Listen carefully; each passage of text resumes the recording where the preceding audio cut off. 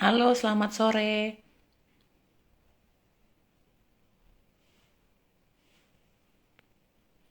Hari ini kita mau live Instagram dengan eh, Bu Marta Sonya dari Bentara Kampus. Kita tunggu ya, udah masuk atau belum nih.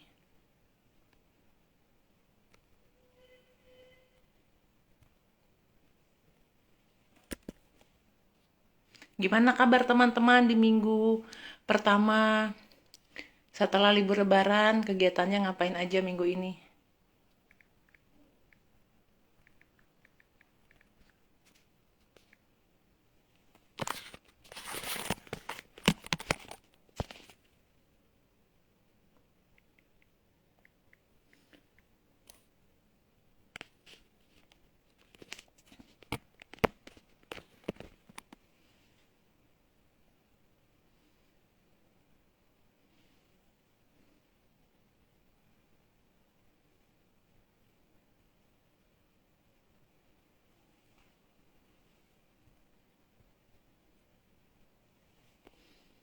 Ntar saya add dulu akunnya ya.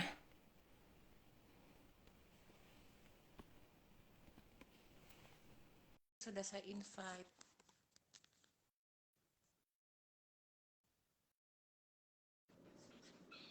Halo. Hai, Miss Anas. Halo, halo. Selamat sore, Selamat Miss sore. Marta. Bentar. Oke. Oke, gimana kabarnya, Anas?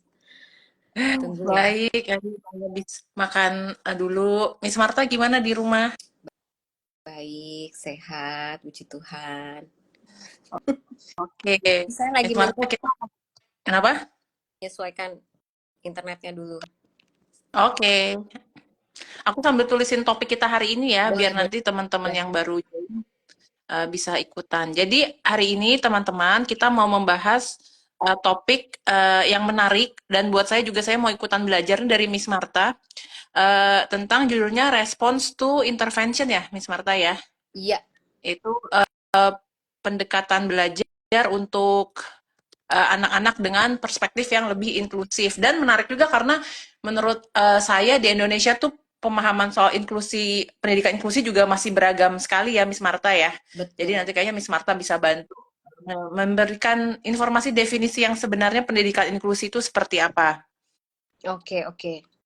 Well, sebenarnya pendidikan inklusi itu intinya adalah pendidikan yang merangkul beragam perbedaan. Mm-mm. Jadi apapun bentuk perbedaannya gitu, termasuk Oh, perbedaan kemampuan. iya iya. Kalau kita bicara tentang perbedaan kemampuan, ada orang yang misalkan mengalami hambatan, jadi kemampuannya terhambat di area-area tertentu, termasuk di sana. Kemudian individu atau anak-anak dengan faktor-faktor resiko yang lain, Mm-mm. seperti yang daerahnya terpencil, dari latar belakang seperti apapun juga. Jadi merangkul semua perbedaan suku, agama, budaya, kemampuan, cara belajar, apapun lah gitu. Oke, wah menarik sip. Udah aku pin di situ. Kita mulai ya sesi live Instagramnya. Oke, Siap. selamat sore teman-teman semua. Terima kasih sudah mau hadir di sore hari ini. Mungkin ada yang lagi di rumah, ada yang ada mulai kuliah nggak teman-teman, atau baru habis pulang sekolah, atau menuju pulang kerja. Ini kalau buat orang-orang yang kerja nih, hawa-hawanya masih mager ya buat Masih sudah beraktivitas. betul lagi beradaptasi buat kembali sibuk-sibuk. Iya, apalagi buat teman-teman yang mungkin habis perjalanan jauh di masa libur Lebaran kemarin, baik untuk mudik ataupun liburan. Nah, hari ini kita mau melakukan ngobrol-ngobrol live Instagram mungkin sekitar 40 menitan ke depan gitu ya. Kalau nanti ada pertanyaan kita bisa bahas juga sampai 15.30 untuk membahas tentang response to intervention dengan hari ini saya jadi hostnya nih, jadi moderator. Jadi kayak untuk bertanya-tanya hari ini yang hadir narasumbernya tuh Miss Marta Sonya. Nah, mungkin buat teman-teman yang belum familiar dengan Miss Marta Sonya, boleh Miss Marta perkenalkan diri? Halo, saya Marta Sonya. Salam kenal. Saya adalah salah satu dosen di Bentara Kampus yang mengajar di Prodi Pendidikan Inklusif. Oke. Nah, hari ini topik yang dipilih itu tentang response to intervention dan tadi mungkin teman-teman udah sedikit dapat penjelasan bahwa sebenarnya pendidikan inklusi itu adalah pendidikan untuk semua dan mau berusaha memahami kebutuhan, profil tiap anak. Jadi itu tidak terbatas sama anak ABK atau berkebutuhan khusus yang ada disabilitas fisik atau mental, tapi misalnya bahkan dia tinggal di daerah terpencil, mungkin dia habis mengalami orang tuanya habis berpisah atau ada kedukaan atau pokoknya beragam sekali deh. Jadi kita memang juga perlu memperluas mindset kita tentang definisi keberagaman gitu ya, Miss Marta ya. Iya, betul sekali. Intinya adalah di dalam satu ruang kelas itu, kemudian di dalam satu sekolah itu nggak mungkin semua, maksudnya nggak mungkin sedikit keberagamannya, benar-benar akan sangat beragam. Apalagi kalau kita bicara tentang termasuk sekolah-sekolah di kota-kota besar, kan anggap aja misalnya contohnya dengan setting di Jakarta itu banyak sekali anak-anak dengan latar budaya yang orang tuanya beragam kan, dari kota mana-mana aja bisa sekolah di Jakarta, contohnya kayak gitu. Oke. Nah, dengan model response to intervention ini, menurut Miss Marta itu menjelaskan prinsip dasarnya ke masyarakat yang awam, mungkin orang tua di sini. Itu seperti apa sih Miss Marta prinsip dasar dari response to intervention ini? Oke, jadi sebenarnya respon to intervention ini adalah sebuah pendekatan yang school based atau wide school based. Jadi pendekatan yang dilakukan untuk skala besar di sekolah. Jadi satu sekolah Mm-mm. ini menerapkan yang disebut dengan respon to intervention. Jadi bukan cuma sekedar satu strategi yang namanya apa kayak gitu ya, tapi ini sebenarnya bicara Mm-mm. tentang sebuah model di mana intervensinya ini pendekatannya luas, yaitu satu sekolah gitu. Hmm. Jadi uh, saya mungkin kasih penjelasan sedikit tentang respon to intervention ini ketika dia menjadi pendekatan di dalam satu sekolah. Tujuannya adalah untuk membantu Mm-mm. siswa-siswa yang beragam ini, Mm-mm. termasuk siswa-siswa yang akhirnya karena keberagamannya, apapun bentuk Mm-mm. keberagamannya, termasuk yang punya hambatan dalam kemampuan dan keberagaman kemampuan, itu Mm-mm. jadi terhambat ketika mereka harus performing di sekolah, apakah itu dalam akademik ataupun secara fungsional Mm-mm. gitu. Nah, ketika sekolah ini kemudian mengembangkan apa yang disebut dengan response to intervention, sebenarnya dilakukan dengan sekolah itu, sekolah bikin sebuah model skala besar, yaitu Mm-mm. skala sekolah, lalu membuat pemetaan, screening. Mm-mm. Kira-kira siswa mana yang nanti bisa jadi terhambat gitu. Jadi Mm-mm. modelnya adalah di screening duluan mana yang punya resiko bisa terhambat. Karena wah Oh, ada gitu. anak-anak yang karena keberagamannya dia bisa terhambat, kita harus intervensiin terlebih dahulu. Jadi ini Mm-mm. bukan model di mana kita fix the problem, tapi Mm-mm. model di mana kita harus mengantisipasi jangan sampai problemnya jadi besar gitu. Hmm. Berarti itu nanti kayak ada apa proses screening dan ada alat screeningnya atau seperti apa Miss Marta biasanya Oke, kita membantu dari awal? betul. Nanti akan ada, sebenarnya yang dilakukan sekolah adalah mereka perlu melakukan screening. Sebenarnya dalam response Mm-mm. interventions itu dibagi menjadi 3 bagian. Jadi kalau ada segitiga gitu ya, ada bagian pertama tier 1 atau lapisan pertama, lapisan Mm-mm. kedua, dan lapisan yang ketiga nih yang teratas. Nah, Mm-mm. lapisan pertama ini bicara tentang intervention yang dilakukan secara general di dalam kelas-kelas. Jadi satu kelas itu sudah harus dapat intervention. Mm-mm. Intervention itu maksudnya apa sih? Jadi dalam respon to intervention, dalam RTI, yang kita Mm-mm. intervensiin itu tidak hanya sekedar kemampuan akademik mereka, tapi ya ada Mm-mm. kemampuan akademik, kemudian ada behavior problem juga. Karena nih dua Mm-mm. hal ini akan sangat berkaitan nih. Ada anak yang punya masalah dengan performa akademiknya, sedikit Mm-mm. banyak akan berpengaruh juga dengan bagaimana berperilaku di sekolah, dan itu kemudian bisa menjadi faktor resiko atau hambatan dia berkomunitas di sekolah. Nah, ketika ada Mm-mm. di dalam yang layer yang pertama atau lapisan yang pertama, tier yang pertama, ini bentuk intervensinya klasikal, atau dalam satu kelas ini sudah diterapkan intervensi yang langsung menyasar ke semua anak. Apa sih yang dimaksud Mm-mm. sama intervensi di sini? Intervensi di Mm-mm. sini adalah bagaimana supaya di dalam satu kelas ini model pembelajaran, instruksi pembelajarannya itu memang harus langsung menyasar kepada semua keberagaman gitu. Mm. Jadi di level 1 ini Mm-mm. biasanya sekolah sudah berusaha untuk melakukan screening. Oh, Hmm? kita kan biasanya ada intake ya. Setiap Mm-mm. tahun ada siswa yang baru masuk gitu kan. Ada Mm-mm. siswa yang masuk pasti dilakukan screening pertama kan. Oh, ini Mm-mm. kemampuannya segini-segini atau mungkin dari hasil rapor Mm-mm. sebelumnya gitu ketahuan. Sebenarnya sebenarnya dari sekolah nih udah jadi paham. Oh, ada anak yang punya faktor resiko nih. Nah, sebenarnya Mm-mm. ketika kita masukin di layar pertama, ini kelas atau setiap guru yang mengajar sudah punya tanggung jawab. Saya akan lakukan langsung intervention yang disebut dengan instruksi yang berkualitas. Di Mm. mana instruksi itu langsung menyasar kepada keberagaman.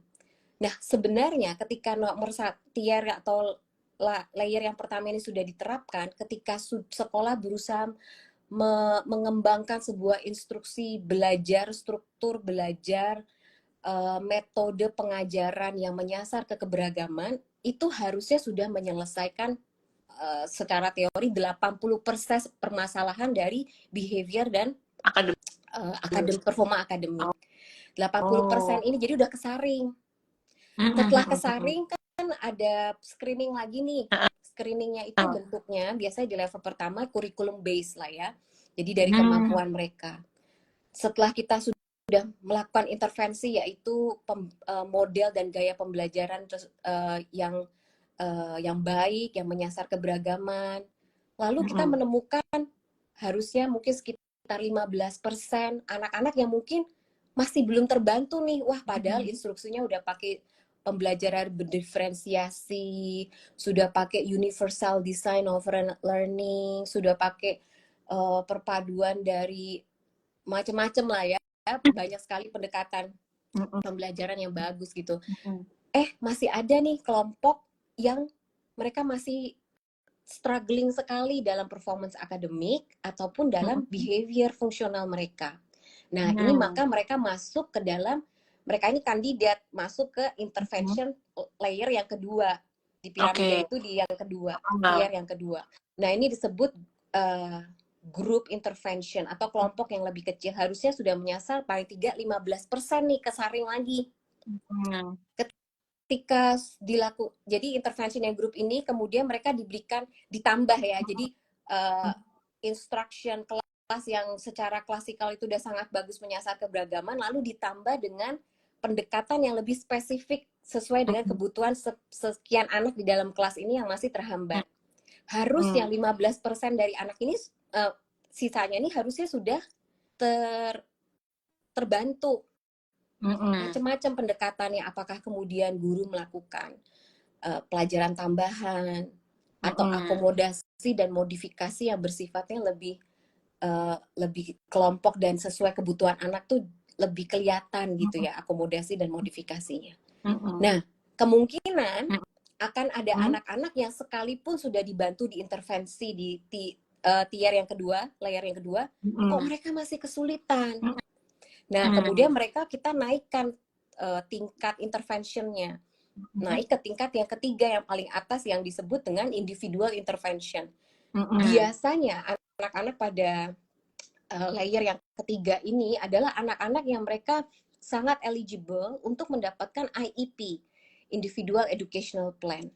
Oleh karena itu sebenarnya kalau kita bicara tentang keberadaan anak-anak berkebutuhan khusus dengan neurodiversitas yang ada di dalam pendidikan pada umumnya, nggak semua anak itu harus dapat IEP atau PPI, program pembelajaran individual, yaitu kurikulum yang dimodifikasi dan diakomodasi sedemikian rupa secara individual. Ternyata nggak semua memerlukan itu.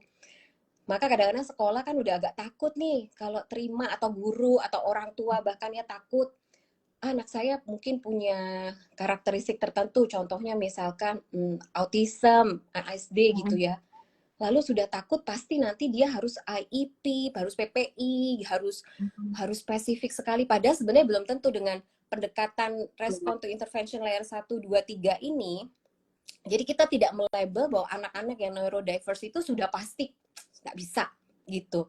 Karena ketika mereka dibantu di layer yang pertama, yang kedua, bisa jadi mereka sudah selesai, mereka kemudian bisa perform akademi dengan baik di layer yang pertama, mereka behavior sudah terbantu mungkin di layer yang kedua. Jadi bisa saja nggak perlu IEP. Nah, tapi kalau memang mereka nggak bisa, ya ini tadi masuk ke intervention yang tahap ketiga yang individual itu. Nah, ini disinilah mereka yang biasanya kalau kita bicara tentang anak-anak dengan disabilitas, ini memang bentuk disabilitas mereka sangat menghambat untuk mereka bisa performance akademik dan behavior functional mereka kalau enggak di tier 1 ini, di tier 3 ini gitu.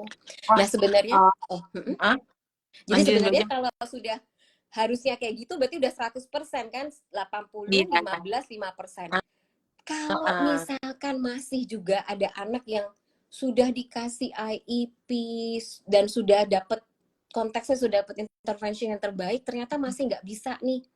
Well, inilah yang menunjukkan bahwa ternyata setelah diupayakan sedemikian rupa, oh mungkin anak ini tidak eligible atau tidak cocok ada di sekolah reguler atau mainstream yang dengan pendekatan inklusi. Mungkin ada jalur yang lain. Jadi mungkin apakah mereka ke sekolah luar biasa atau special needs school, atau mereka harus menempuh pendidikan yang memang lebih sesuai sama needs-nya mereka, atau bahkan mereka harus homeschooling, ataukah mereka akan mengikuti pelatihan tertentu. Jadi ini bicara tentang sebuah interventions yang kita itu menghargai keberagaman, lalu kita memetakan mereka, memberikan intervensi sesuai dengan peta kemampuan dan apa yang mereka butuhkan Oke. gitu. Ya, nanti teman-teman bisa googling ada namanya Pyramid Response to Intervention. Yes. Jadi minggu lalu saya juga baru mulai tahu ada ada tahap-tahapan seperti ini. Mungkin sebelum masuk ke pertanyaan, saya pengen ajak Miss Marta untuk menceritakan yang tadi tier 1 ya. Jadi sesederhana gini, mungkin kita semua yang nonton live Instagram ini kan punya pengalaman bersekolah nih. Dan tadi Miss Marta bilang level 1 dari response to intervention adalah memberikan instruksi yang berkualitas. Nah, kadang-kadang kita aja, maksudnya saya sendiri suka ngerasa, ini apa namanya, kok kayak nggak ngerti instruksinya, ataupun sekarang nih dalam peran saya juga sebagai dosen, saya mungkin juga butuh lebih tahu, apa sih ciri-ciri instruksi yang berkualitas. Jadi, mungkin nanti teman-teman kita bisa sangat merefleksikan ya, kita nggak bisa ngerjain tugas, jangan-jangan nggak paham instruksinya, dan mungkin guru maupun dosennya memberikan instruksinya belum memahami keberagaman. Nah, secara konkret tuh contoh apa namanya, contoh instruksi yang berkualitas dalam pendekatan response to intervention, contohnya seperti apa, Miss? Oke, contohnya adalah contoh salah satu nama Mhm, gitu ya dari sebuah pendekatan research based instruction yang memang sangat dianjurkan dalam inklusi adalah pembelajaran berdiferensiasi atau differentiated learning. Differentiated learning kan bicara tentang bagaimana supaya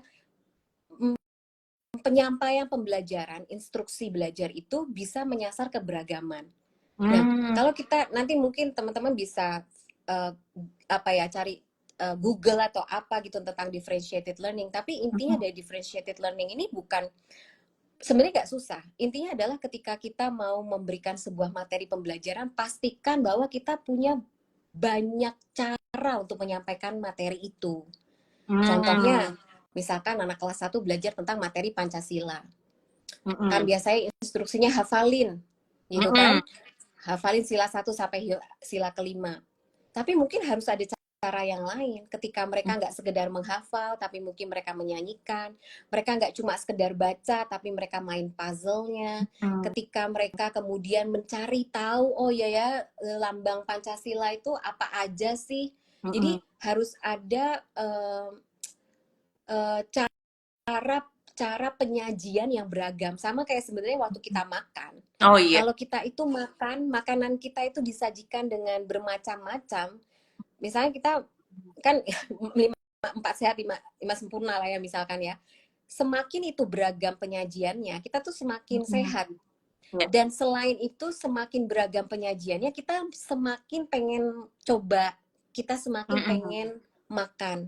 Jadi kalau sebenarnya kita belajar bicara tentang gaya belajar, misalkan differentiated of learning itu dikaitkan dengan menyasar setiap gaya belajar yang beragam-ragam. Tapi ya kita kebayang yang namanya gaya belajar itu macem-macem sekali kan perpaduannya. Nah, dibikin simpelnya jangan ngelihat dari keberagaman gaya belajarnya, tapi memastikan bahwa kita menyajikan jangan satu, jangan dua, mungkin tiga, kalau bisa bahkan lebih. Tapi ya kalau udah dua, tiga aja sebenarnya udah oke gitu. Jadi bikin anak-anak itu jadi nafsu makan, jadi pengen coba. Nah, ketika mereka sudah pengen coba aja, the process of learning itu sudah terjadi gitu. Nah, masalahnya kadang-kadang waktu kita memberikan instruksi dengan gayanya kita, seringkali saya sebagai guru juga, sebagai orang tua, kadang-kadang kita lupa berpikir ini kita coba kalau pikirin gitu ya, sebenarnya cara kita kasih instruksi belajar itu sebenarnya adalah cara gaya belajarnya kita. Oh gitu, bener juga ya. Iya, kalau kita mereflektifkan, oh saya itu senang belajar yang semua anaknya tenang, diam, duduk. Itu pasti karena saya senang kalau belajar. Saya itu kalau belajar senangnya duduk, diam, tenang gitu. Karena kalau berisik saya nggak bisa belajar. Itu seringkali adalah Betul. sebenarnya metode gurunya. Apa yang nyaman Oke. buat si guru. Nah, ini mulai harus shifting ya, ada perubahan. Kita mulai berpikir bahwa ini bukan tentang saya. Ini tentang murid yang beragam ini, nafsu makan mereka apa ya kira-kira yang bikin mereka tuh pengen coba gitu. Jadi si koki akan masak sesuai sama seleranya pengunjung dong gitu ya. Jadi si guru Oh, atau si ya. orang Dan tua, sesederhana itu ya, Miss Marta kadang-kadang tuh hanya dengan tambahan visual aja. Misalnya ada tuh, gambarnya, terus misalnya pembelajarannya ada tambahan gambar kan karena mungkin kalau zaman saya dulu SD tuh kelasnya satu kelas 40 orang ya. Dan dulu kita instruksinya mungkin gurunya hanya verbal gitu. Padahal mungkin kalau hanya verbal nggak nangkep. Tapi begitu saya di perkuliahan, pas gurunya ngasih instruksi semuanya ada slide-nya yes, juga, dia ngomong kok saya lebih nangkep ya. Dan itu perubahan kecil kayak gitu aja ngaruh sekali ya ke pemahaman kita akan instruksi tugas. Itu salah satunya bisa seperti itu ya, Miss Marta betul ya? banget sih. Memang itu adalah salah satu yang paling paling apa nyata ya. Jadi medianya beragam. Jadi piringnya Mm-mm. beragam gambarnya. Mungkin yang menarik atau bentuk gelas yang menarik itu anggapnya ya. Jadi Mm-mm. ketika secara visual biasanya siswa itu hanya melihat visual tuh guru di depan, kemudian tulisan di papan tulis. Sekarang Mm-mm. visualnya itu adalah ada dibikin kartu flashcard. Lalu Oh, mereka saling oper untuk tahu tentang, oh Pancasila itu sila pertama gini, oh nih cocokin sama gambar yang ini, matchnya sama gambar yang mm-mm. itu. Jadi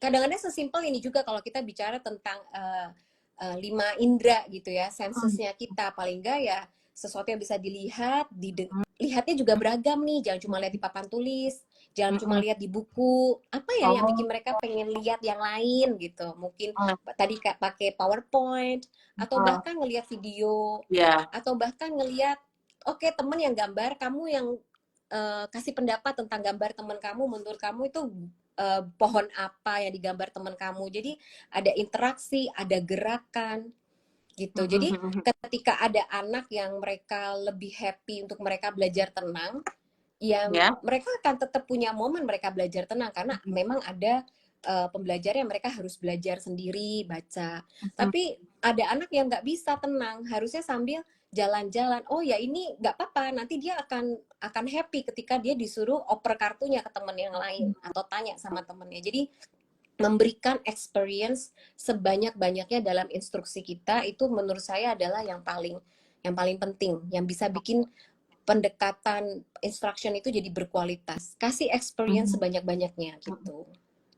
Dan ini tidak tertutup hanya untuk kelas kecil seperti SD ya. Sebenarnya kita Yes, butuhin sampai ke tingkat SMP, SMA, kuliah, bahkan mungkin di dunia kerja. Karena di dunia bahkan di kerja dia banyak kerja. training. Itu juga butuh pendekatan berbasis inklusi karena di dunia kerja juga tingkat keberagamannya tinggi juga ya, Miss Marta ya. Betul. Iya, sebenarnya ini benar bicara tentang fungsional keseharian kita di aspek perkembangan mana aja Mhm, mhm. gitu. Atau kalau Jadi, sama asisten rumah tangga di rumah juga gitu kan. Wah, kalau instruksinya cuma ngomong doang lupa nih kayaknya harus bener, digambar, iya. di print, ada checklistnya. Jadi juga itu tadi multisensorial instruction ya. Iya, kasih experience langsung yang beda-beda kan dan beragam gitu. Oke. Nah, kalau misalnya balik lagi ke pertanyaannya, kalau buat Miss Marta sendiri sebagai apa namanya praktisi expert di bidang pendidikan inklusi, juga mengajar sebagai guru. Menurut Miss Marta, bagaimana sih peran guru dalam pelaksanaan response to intervention atau RTI ini, terutama untuk mendukung siswa-siswa yang tadi mempunyai beragam profil? Ya, karena RTI atau Response to Intervention ini adalah school wide based program, harusnya approach-nya, maka peran guru adalah memang bekerja sama. Pertama kali adalah bekerja sama dengan guru-guru yang lain, dengan semua stakeholder yang ada di sekolah untuk bisa punya pandangan yang sama bahwa kita harus lakukan secara beragam, kita harus menghargai perbedaan, kita harus menciptakan sebuah instruksi yang lebih berkualitas. Sebenarnya kalau kita search aja di Google research based instruction, a good quality, itu banyak sekali. Jadi kita harus mau coba. Nah, karena kadang-kadang saya paham guru itu seringkali merasa bahwa dia nggak bisa berjuang sendirian di kelas karena nanti dia kecentok atau dia dengan guru yang lain pendekatannya beda, atau dengan sistem di sekolah as a whole school ternyata nggak bisa, atau ternyata ya memang kadang-kadang kan nggak bisa dipungkirin guru juga punya target ngajar kan untuk dia menyelesaikan semua yang ada di kurikulum gitu. Tapi ketika itu nggak cuma sendirian tapi bisa bersama-sama as a school community, itu terasa lebih ringan pasti.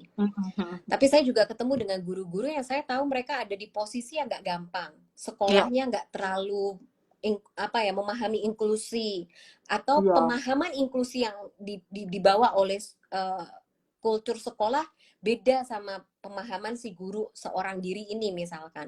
Tapi saya selalu encourage guru-guru ini ya bahwa it's okay, lakukan apa yang Anda bisa di dalam kelas Anda, instruksi Anda belajar itu.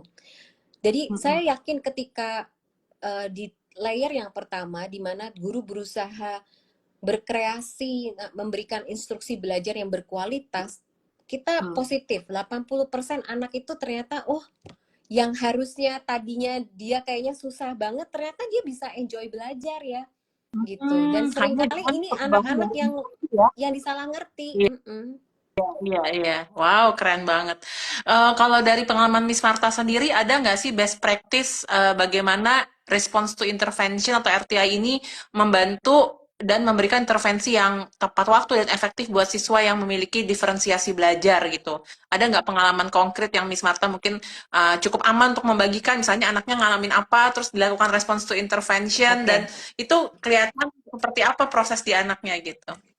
Misalkan jadi gini, pertama kali kita perlu pahami dulu bahwa untuk melakukan respon to intervention ini kan sebuah approach ya, gaya, sebuah pandangan belief yang harus dibawa ke satu sekolah. Sebenarnya nggak ada standar khusus.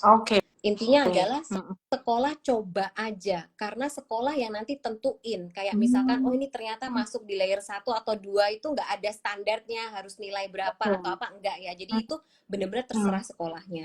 Lalu yang kedua, best practice-nya, saya juga berpengalaman ketemu sama sekolah-sekolah yang berusaha menerapkan ini dan it works. It works dalam artinya bukan berarti magic happen gitu, enggak ya, tapi striving, ada perubahan, ada gaya di mana gurunya juga jadi penasaran, kita coba ini, kita coba itu, orang tua jadi kok bisa ya, anaknya juga jadi happy datang ke sekolah gitu ya. Saya baru dapat cerita tadi itu ada anak dengan ASD gitu ya, kelas 2 SD. Kemudian kalau intervention base ini nggak cuma sekedar akademik ya, tapi tentang behavior juga. Jadi anak ini takut sekali untuk masuk ke dalam kantin. Karena mungkin kantin itu kan hall-nya besar, rame banget, orang lalu lalang. So it's very difficult for him gitu, susah. Kemudian ya intervention kan, maksudnya kita screening, tahu nih memang anaknya ada di faktor resiko, walaupun dia sudah ada di tier 3 nih, secara akademik dia sudah dapat IEP dan lain sebagainya, PPI, tapi secara behavior mungkin kita bisa perhatikan, ini juga sama nih, tapi kita tetap sertakan dia, kita tetap encourage dia untuk dia bisa makan di kantin. Sebenarnya kalau mau aman ya udah makan di kelas aja, spesial sendirian gitu kan. Tapi kalau kita bicara tentang inklusi, kita mau dia experience atau mengalami seperti anak yang lain. Justru dia bisa beradaptasi dengan hambatan dia bersosialisasi, ya gimana dia belajar untuk dia dengan cara nyamannya dia mulai bisa makan di kantin. Dan itu cukup lama struggle-nya ya, 1 tahun ajaran ini kan, dan ini saya baru dapat beritanya hari ini ceritanya.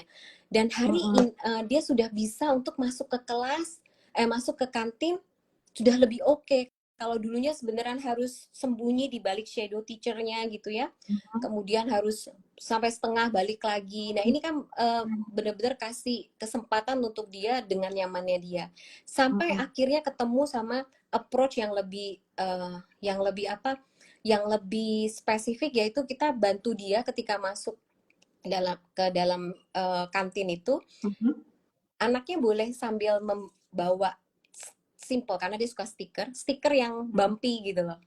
Lalu dia sambil gitu-gitu aja, dan itu bener-bener iya yang agak squishy, padahal kan cuma sedikit squishy lah ya kalau stiker ya. Dan itu sudah bantu dia untuk benar-benar tenang, yaitu kata dengan perjalanan panjang tapi it works gitu. Nah itu sudah di tier 3. Nah kalau pembelajarannya contohnya masih sama tentang pelajaran Pancasila gitu kan disuruh ngafal.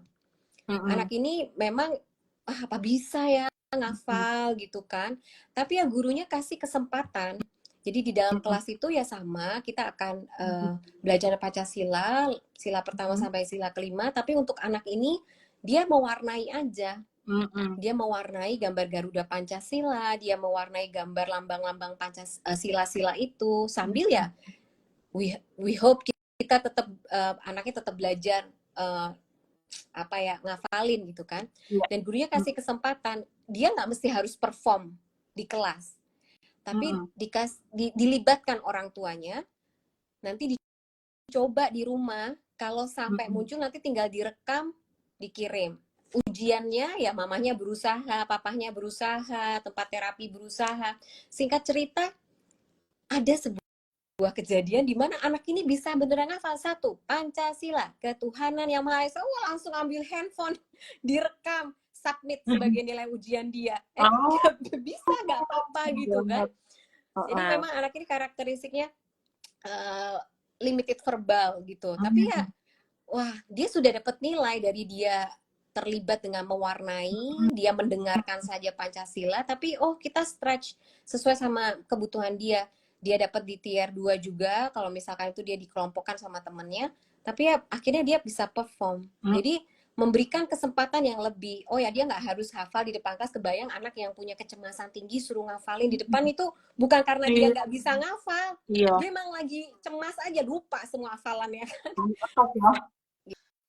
Gitu. Atau juga ini ya Miss Marta, anak-anak yang diseleksia dan saya sendiri cukup mendengar anak-anak diseleksia ini masuk sekolah biasa gitu loh. Jadi memang sekarang sekolah-sekolah umum itu perlu punya pemahaman inklusi. Jadi seringkali kan sekolah bilang kami bukan sekolah inklusi. Iya nggak apa-apa, tapi kan mindsetnya itu kita menerima keberagaman. Nah seringkali anak-anak dengan kondisi disleksia, misalnya dia di kelas 45 SD, mungkin kalau pertanyaan, mungkin kebalikan kasus tadi ya, mungkin pertanyaan verbal dia bisa jawab, tapi begitu dia suruh nulis, lagi nulisnya esai, dia nggak bisa. Dan seringkali mungkin sampai saat ini di sistem standar penilaian kita seakan-akan semuanya harus tertulis gitu ya Miss Marta ya. Iya. Padahal anak-anak dengan kondisi disleksi atau neurodivergent lainnya, kita juga bisa memikirkan cara-cara menilai, mengevaluasi pembelajaran dengan cara-cara lain. Itu pun juga penerapan dari RTI ini ya Miss Marta ya. Betul. Jadi itu kan yang tadi Miss Ana sebutkan itu adalah memberikan akomodasi yang beragam. Jadi ya standarnya sama-sama hafalin Pancasila, tapi medianya untuk dia menunjukkan pemahamannya dia itu jadi beragam kan. Kamu boleh hafalin, kamu boleh lakuin di depan kelas, atau kamu mau tulis, atau kamu mau ketik, atau kamu mau apa, mau kamu gambar atau kayak gimana tuh boleh, yang penting dia paham. Nah biasanya akan sangat bagus juga untuk kita bedakan apa yang mau dinilai. Jadi kalau mau dinilai adalah pemahamannya tentang atau hafal tentang Pancasila, maka kita nilai hafalnya. Kalau kita mau nilai tentang pemahaman penerapan Pancasila, kita nilai terpisah adalah pemahaman dia menerapkan. Lalu kalau mau iya contoh-contohnya, lalu dinilai lagi menulisnya, ya bedain aja. Jadi bisa jadi anak-anak dengan disleksia, kalau memang yang lagi disuruh dinilai adalah tulis tegak bersambung, maka nanti dia akan dapat modifikasi, yaitu kriteria penilaiannya berbeda dengan pada umumnya. Tapi itu nggak akan mengganggu nilai dia di Pancasila, harusnya anggap aja gitu, karena kan dia punya pemahaman. Iya, jadi seringkali anak-anak dengan hambatan yang seperti itu, dia discourage atau dia salah paham sama dirinya. Dia pikir bahwa dia tuh bodoh sekali. Aku tadi yang udah hafal, tapi aku kok nilainya tetap jelek ya. Mm-mm. Well, dia jadi salah paham kan, atau bahkan guru juga jadi salah paham karena sebenarnya kita menilai aspek yang berbeda. Ini yang mau dinilai nulisnya dia atau Mm-mm. hafalnya dia. Jadi bisa jadi anaknya hafal sebenarnya, tapi jangan disuruh nulis tangan gitu. Iya, betul betul. Oke, jadi bisa seperti itu. Wah, seru sekali nih. Kalau dari Miss Mata sendiri, tadi kan dari sisi guru nih ya. Kalau misalnya dari sisi orang tua dan keluarga, apalagi kita di Indonesia, menurut saya sampai tahun 2024 ini tampaknya belum begitu familiar tentang keberagaman pembelajaran, diferensiasi learning, pendidikan inklusi yang luas gitu ya, bukan cuma sekedar di label aja. Kira-kira menurut Miss Marta, gimana sih cara melibatkan orang tua atau strategi yang efektif buat orang tua ketika membantu anaknya dalam proses RTI atau response to intervention ini seperti apa? Oke. Jadi memang kalau dibilang tentang perubahannya, wah sekarang sih Indonesia sudah ada kemajuan gitu ya. Kita eh, nggak apa maksudnya nggak yang jelek-jelek amat. Ada kemajuan tentang pemahaman inklusi dan instruksi banyak guru. Sekarang udah mulai melek Mm-mm. gitu untuk tentang oh ya bener saya struggle banget nih. Jadi nggak yang anaknya doang yang disuruh disuruh terapi atau dapat orang tuanya yang disuruh benerin dong anaknya, enggak. Tapi sekarang banyak saya temu juga guru-guru yang saya mau dong belajar lagi gimana sih caranya gitu, itu bagus banget. Nah, bagaimana keluarga bisa terlibat dalam respon to intervention sebenarnya adalah kembali lagi bagaimana membangun hubungan yang baik, karena memang kita nggak kita harus berdampingan. Kalau Mm-mm. boleh saya kritik gitu ya, seringkali itu kita lupa bahwa sebenarnya kita itu sedang tujuannya itu sama, membantu anaknya. Jadi kadang-kadang malah against each other. Jadi sekolah bisa saja menyalahkan orang tuanya, ah ini orang tuanya sih nggak support gini-gini, atau orang tua merasa sekolahnya sih kurang gini-gini. Apa sih yang biasanya bikin hubungan itu jadi berkonflik? Seringkali adalah karena kurangnya komunikasi. Kurang effort untuk komunikasiin Iya. gitu loh. Jadi bagi saya yang paling penting karena gini, kalau tentang masalah sekolah itu yang bagus banyak Mm-mm. dan bener-bener relatif dalam konteks Betul. cocok-cocokan. Ada yang sekolah bagus banget, si orang tua aduh cocok banget sama sekolah ini, tapi di sekolah yang sama belum tentu. Ada juga mungkin orang tua yang saya nggak suka sekolah itu, saya kurang cocok karena kan mungkin gaya yang beda. Betul. Nggak apa-apa sih, berbeda itu wajar, tapi yang penting harus berkomunikasi dan sepakat ini kita kerjain barengan anaknya ya. Dan kalau Mm-mm. tentang RTI karena dia adalah school base untuk sekolah, sekolah yang mengerjakannya, maka di satu sisi harus berkomunikasi apa sih rencananya sekolah tentang anak ini. Seringkali karena orang tua itu kesusahannya adalah terima-terima aja, tapi sebenarnya nggak ngerti apa. Mm-mm. What is your plan for my kid? Apa sih Mm-mm. rencananya buat anak saya setelah diterima? Lalu dia akan struggle, misalnya akan punya kesulitan, apa dong rencananya? Oh ya nggak apa-apa masukin aja. Nah ini berarti belum punya RTI. Karena kalau RTI yang tadi saya Mm-mm. bilang, dia sudah punya framework. Oke Mm-mm. rencananya adalah di layer satu, kita akan gini, gini, gini. Nanti kalau sampai nggak bisa, kita akan coba ini. Kalau nggak bisa Mm-mm. banget, kita akan coba ini. Mm-mm. Nah, untuk coba-cobanya itu pasti memang butuh inform consent atau kesediaan komitmen dari orang tua. Orang tua setuju nggak? Mm-mm. Seringkali memang masalahnya di orang tua juga. Kadang orang tuanya tersinggung. Misalkan contoh ya, to be honest gitu. Mm-mm. Ah, anak saya nggak apa-apa kok. Kenapa mesti dikhusus-khususin dapat tambahan? Kayaknya nggak usah Mm-mm. lah gini-gini. Atau biasanya bisa di refer ke profesional, ke psikolog, misalnya ke Miss Anas gitu. Anak saya nggak perlu lah, kayaknya dia baik-baik aja. Oh tapi kecemasannya tinggi banget loh. Padahal oh di rumah cerewet kok dia, oh Mm-mm. tapi di sekolah ternyata mute gitu. Nah tapi oleh karena itu harus ada Mm-mm. komunikasi, orang tua juga terbuka, orang tua juga harus mau dibimbing sama sekolah Mm-mm. gitu. Mm-mm.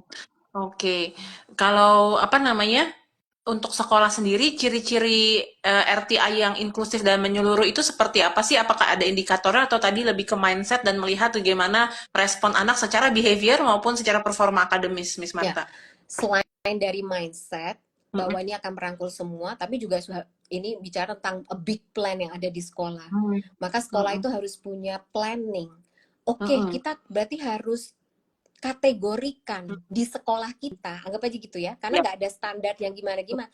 Kalau di betul. sekolah kita perlu screening nih, membaca itu sesuai sama kurikulum, sesuai sama tahapan perkembangan yang pada umumnya, itu wajarnya seberapa sih kecepatan baca per menitnya. Mm-mm. Nah, oke kita jadiin standar ini ya, Ya. berdasarkan kurikulum base kita jadinya standar ini poinnya segini. Kalau dia sudah lewat jauh dari poin ini, kita berarti masukin dia ke resiko layer kedua.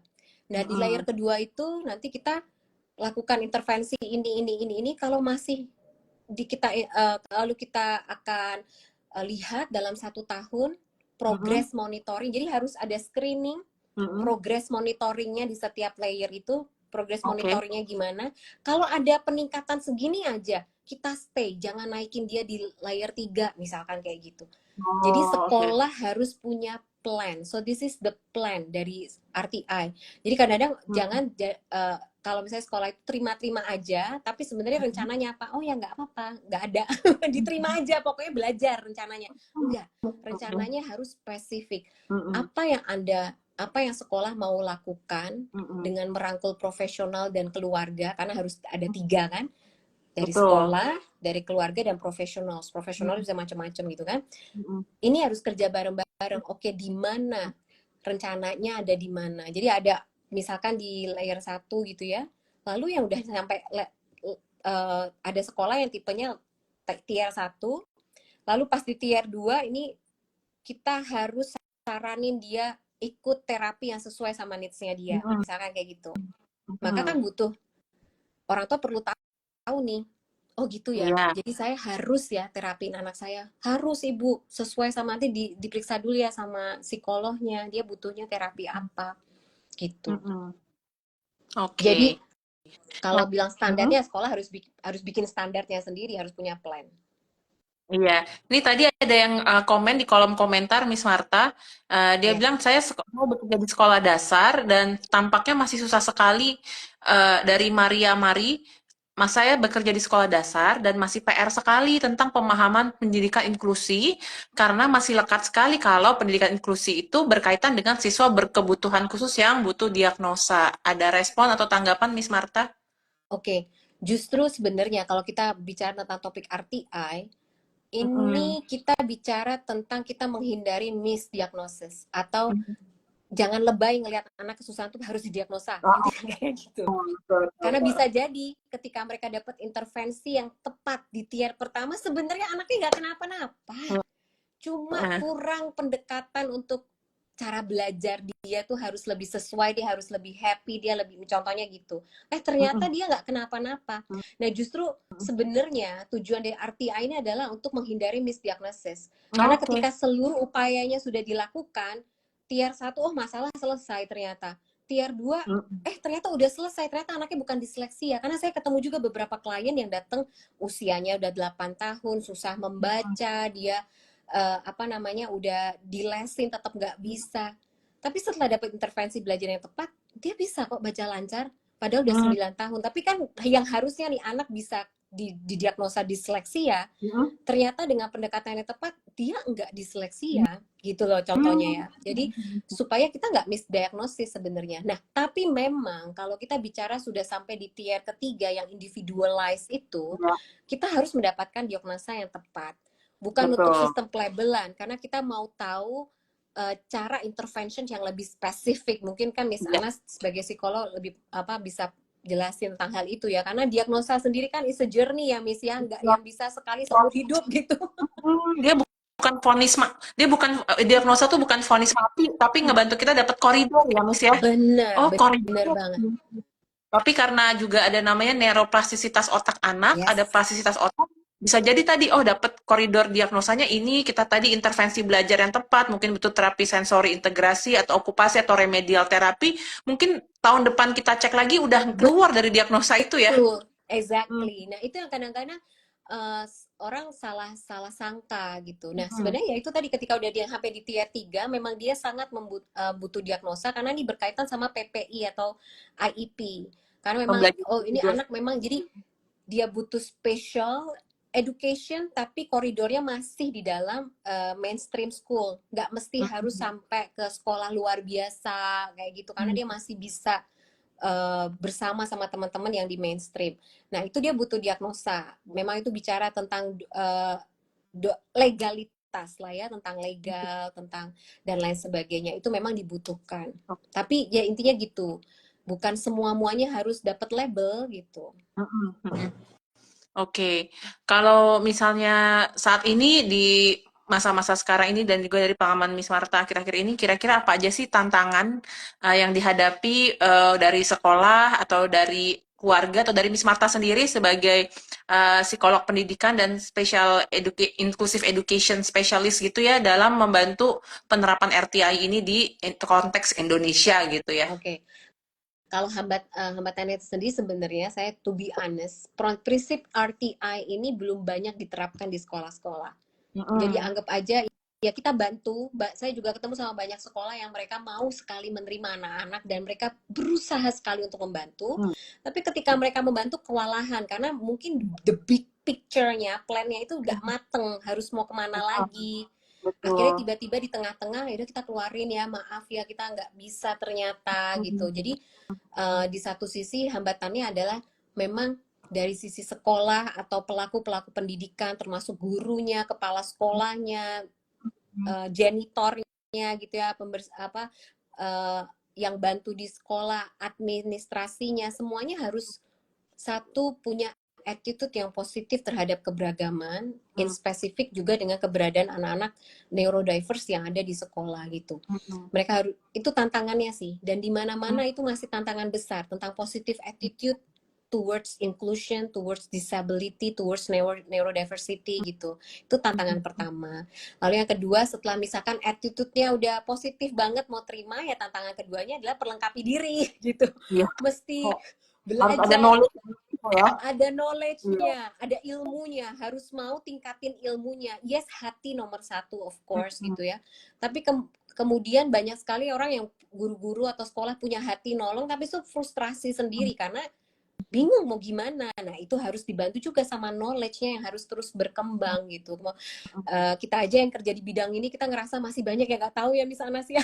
Kayak, aduh, mesti belajar lagi gitu. Iya. Jadi, kalau dari pihak dari sekolah itu itunya sih dua hal itu knowledge. Kalau kita bicara tentang hal yang lain di keluarga dan lain sebagainya juga sebenarnya dua hal itu tentang Mm. bagaimana attitude positif orang tua terhadap anaknya yang punya Mm. kesulitan, sama ya orang tua harus kembangin knowledge-nya dia.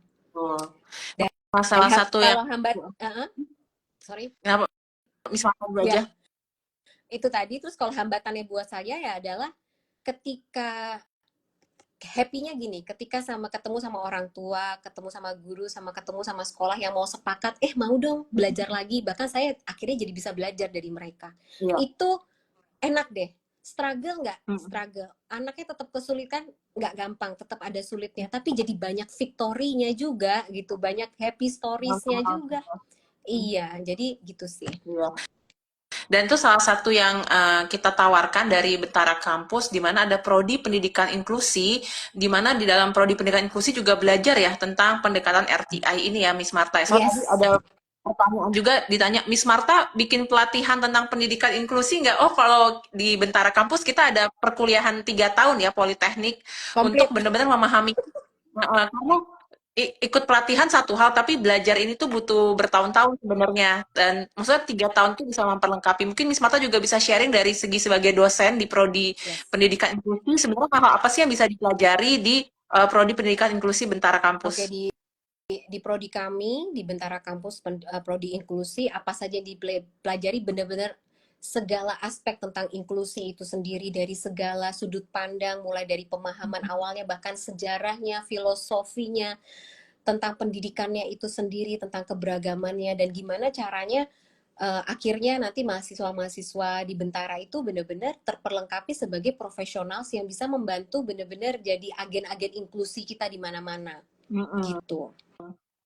Makanya banyak yang kuliah di prodi pendidikan inklusi juga sudah profesional ya, jadi sudah Iya, punya pengalaman mengajar dan mengajarnya macam-macam. Ada yang mengajarnya guru musik, ada yang yes, mengajarnya guru renang, ada yang mengajarnya di sekolah. Kan belajar tuh di mana aja sebenarnya kan ya. betul, Eh, betul. itu terus kayaknya saya butuh nih pemahaman pendidikan inklusi karena saya sebagai psikolog klinis tuh suka bantu cari ada nggak ya guru piano yang ngerti pendidikan inklusi Hmm, nih supaya anaknya iya, terlatih gitu. Jadi orang tua juga dimanapun banyak.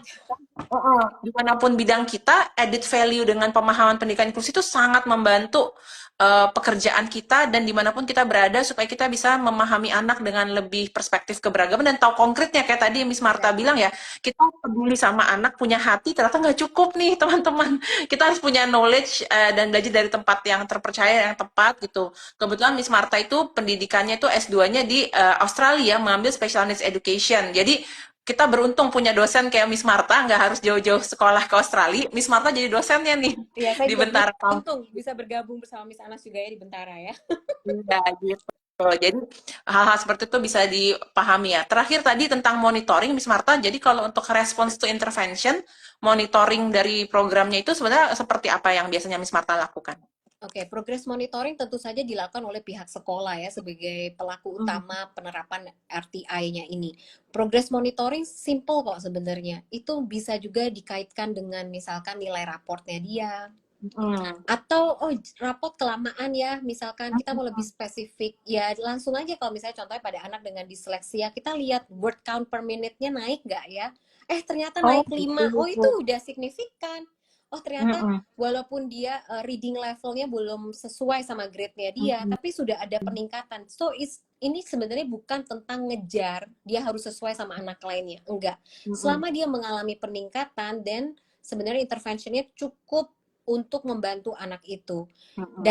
dan nggak apa ya, nggak langka juga loh, bahkan banyak yang akhirnya bener-bener bisa nyampe ke levelnya dia, Mm-mm. contohnya misalnya di reading atau matematik atau di banyak hal gitu. Jadi Mm-mm. progress monitoringnya itu kembali lagi standarnya harus terserah sama sekolah, at least biasanya setahun 3 kali satu layer, Mm-mm. atau misalkan eh, satu intervention itu biasanya kita lihat 1 tahun ajaran atau setengah atau 1 semester gitu ya untuk kita tahu, kita petakan untuk 1 tahun ajaran.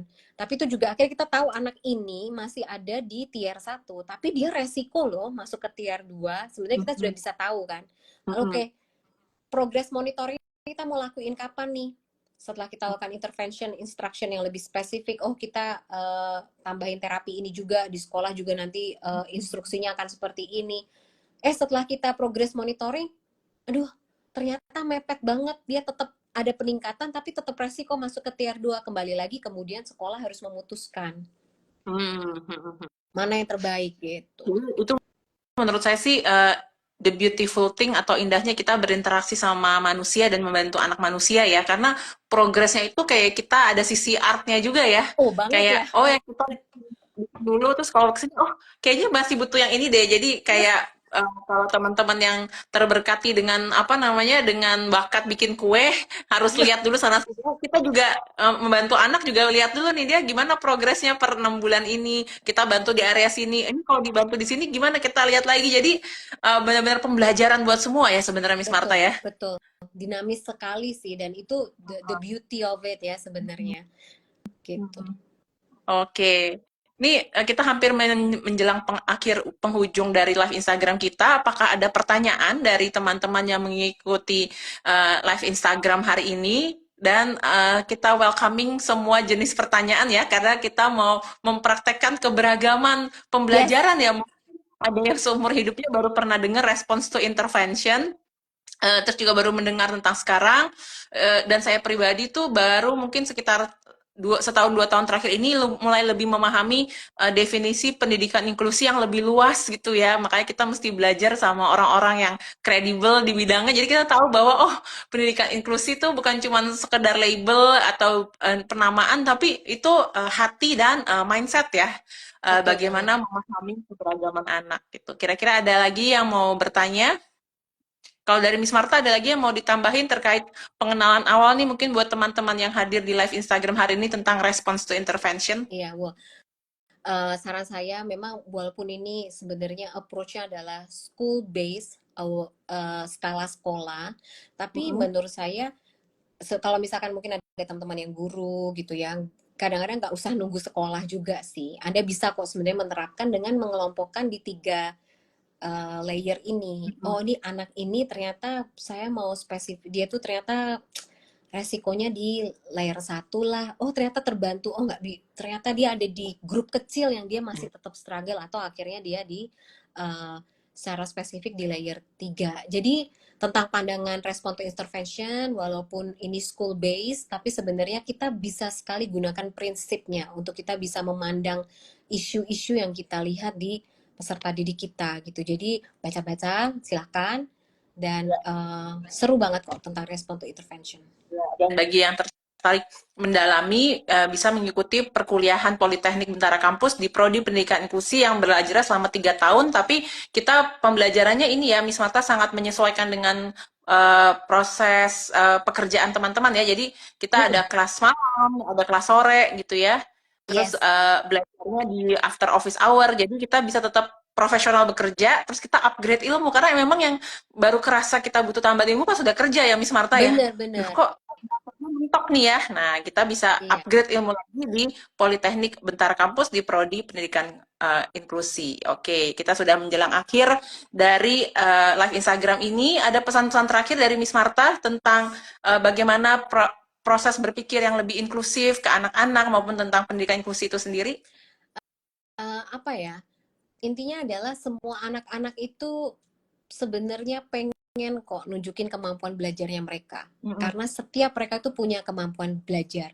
Nah, tapi seringkali mereka disalahpahami dan itu tugasnya kita orang dewasa untuk kita jangan salah paham sama mereka. Kita kenali betul-betul mereka. Apakah kita sebagai guru, apakah kita sebagai orang tua, atau mungkin nanti kalau jadi lulusan mahasiswa bentara kampus gitu ya, nanti akan jadi para profesional yang akan membantu, apakah itu shadow teacher, apa itu life coach dan lain sebagainya. Mm-mm. Itu akhirnya tanggung jawabnya kita sih, orang-orang dewasa.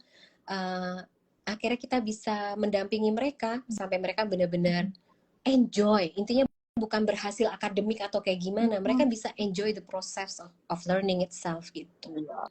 Oke, terima kasih banyak Miss Marta buat sharing-sharingnya yang membantu sekali menggugah kita juga tentang mindsetnya dan juga semoga membuat kita jadi pengen cari tahu lebih lanjut gitu ya. Tadi minimal teman-teman bisa googling lebih lanjut tentang pemberian instruksi yang research-based instruction atau pemberian instruksi berkualitas, lalu tentang diferensiasi learning dan kita jadi kepikiran ada topik-topik lain yang selanjutnya untuk kita bahas ya dari Prodi Pendidikan Inklusi. Nah, ada yang bilang bermanfaat banget ilmunya bagi aku mahasiswa psikologi yang lagi mengambil mata kuliah pendidikan inklusi. Terima Sukses. kasih Miss Marta dan Miss Arno. Sama-sama. Oke, terima kasih banyak Miss Marta dan selamat sore buat teman-teman semua. Thank you Dah. Miss Sana, selamat sore semua, bye.